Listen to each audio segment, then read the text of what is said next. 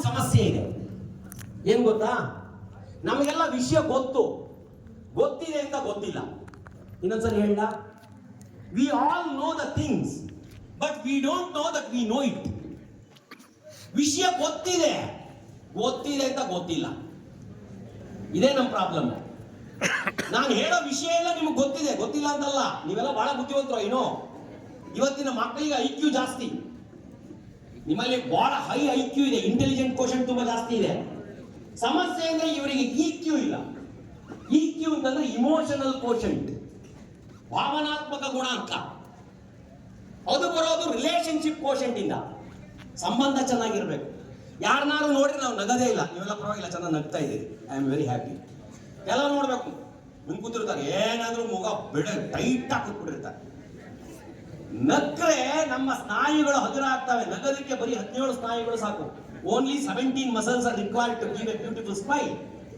ಮುಖ ಹಿಂಗ್ ಕೂತಿರ್ತಾರಲ್ಲ ಕೆಲವರು, ಹಂಗ್ ಕೂತ್ಕೊಳ್ಳೋಕೆ 48 ಮಸಲ್ಸ್ ಬೇಕಂತೆ. 48 muscles are required.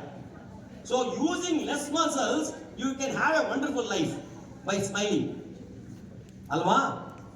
Relationship quotient ಬರಬೇಕು. ಅದು ಬಂದಾಗ ಮಾತ್ರ ನಿಮ್ಮ ಈ ಐಕ್ಯೂಗೆ ಬೆಲೆ, ಇಂಟೆಲಿಜೆಂಟ್ ಕ್ವೋಷಂಟ್ಗೆ ಬೆಲೆ. ಆ ನಿಟ್ಟಿನಲ್ಲಿ ನಮಗೆ ಸಮಸ್ಯೆ ಏನು ಅಂದ್ರೆ ನಮಗೆ ವಿಷಯ ಗೊತ್ತಿಲ್ಲ. Today's programme is not a lecture. ಒಂದು ಸ್ಪಷ್ಟವಾಗಿ ಒಂದು ವಿಷಯನ ಕ್ಲಾರಿಫೈ ಮಾಡ್ಬಿಡ್ತೀನಿ. ನಾನು ಭಾಷಣ ಮಾಡೋದಕ್ಕೆ ಬಂದಿಲ್ಲ. ಭಾಷಣಕಾರರು ಅಂದ್ರೆ ನಿಮ್ಗೆಲ್ಲ ಭಯ ಆಗುತ್ತೆ, ಅದಕ್ಕೆ ನಿಮ್ಮಲ್ಲೇ ಮಾತಾಡ್ಕೊಳಕ್ ಸ್ಟಾರ್ಟ್ ಮಾಡ್ಕೊಂಡ್ರಿ.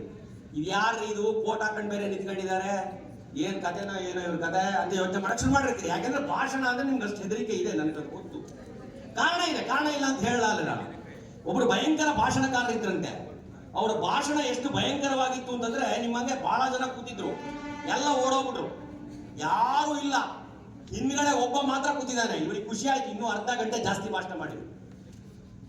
ಆಮೇಲೆ ಹೋಗಿ ಅವನ ಹತ್ರ ಕೇಳಿದಂತೆ, ಅಲ್ಲಯ್ಯ ಉಳಿದವರೆಲ್ಲ ಲಾಠಿ ಚಾರ್ಜ್ ಆದಾಗ ಓಡೋಗ್ತಾರಲ್ಲ, ಹಂಗ್ ಓಡೋದ್ರು, ನೀನ್ ನೋಡಿದ್ರೆ ಒಳ್ಳೆ ಕಲ್ಗುಂಡು ಕುಂತಂಗ್ ಕುಂತಿದ್ಯಲ್ಲ, ಏನ್ ಕಂಡೆ ನನ್ನ ಭಾಷಣದಲ್ಲಿ? ಅವನು ಹೇಳಿದಂತೆ, ಕಂಡ್ಕಣದ್ ಏನ್ ಬಂತು ಬದ್ನೆಕಾಯಿ, ಶಾಮಿಯಾನ ಮೈಕು ನಂದು, ಮುಗಿಸ್ತೀರಾ ನೋಡ್ರಿ ನೀವು ಮುಗಿಸಂಗೇ ಇಲ್ಲ. ಇನ್ನೊಬ್ಬರ ಭಾಷಣ ಇನ್ನೂ ಭಯಂಕರವಾಗಿತ್ತು. ಎಲ್ಲರೂ ಓಡೋದ್ರು. ಆದ್ರೆ ಹಿಂದ್ಗಡೆಯಿಂದ ಒಂದು ಬದಲಾವಣೆ. ಒಬ್ಬ ವ್ಯಕ್ತಿ ಒಂದು ದೊಡ್ಡದು ಬಡಿಗೆ ತಗೊಂಡು ದೊಣ್ಣೆ ಆಚೆ ಈಚೆ ನೋಡ್ತಾ ಬರ್ತಾ ಇದ್ದಾನೆ. ಇವರಿಗೆ ಜೀವ ಭಯ ಶುರುವಾಯ್ತು.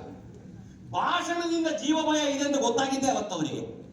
ಅವನನ್ನ ಹತ್ರ ಕರೆದು ಹೇಳಿದ್ರಂತೆ, ಅಣ್ಣ ನನ್ನ ಭಾಷಣ ಅಷ್ಟು ಭಯಂಕರವಾಗಿದ್ರೆ ಹೇಳ್ಬಿಡು, ನಿಲ್ಲಿಸ್ಬಿಡ್ತೀನಿ, ಆದ್ರೆ ಬಡಿಗೆ ಬದಿಗಿಡು.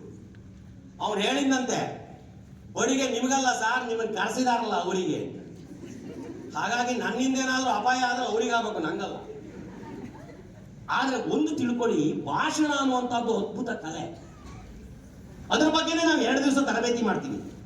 EPS ಅಂತ ಕರೀತಾರೆ, ಎಫೆಕ್ಟಿವ್ ಪಬ್ಲಿಕ್ ಸ್ಪೀಕಿಂಗ್ ಅಂತ. There is a wonderful training program for giving how to give effective public speaking, ಅಥವಾ how to make your presentations effective.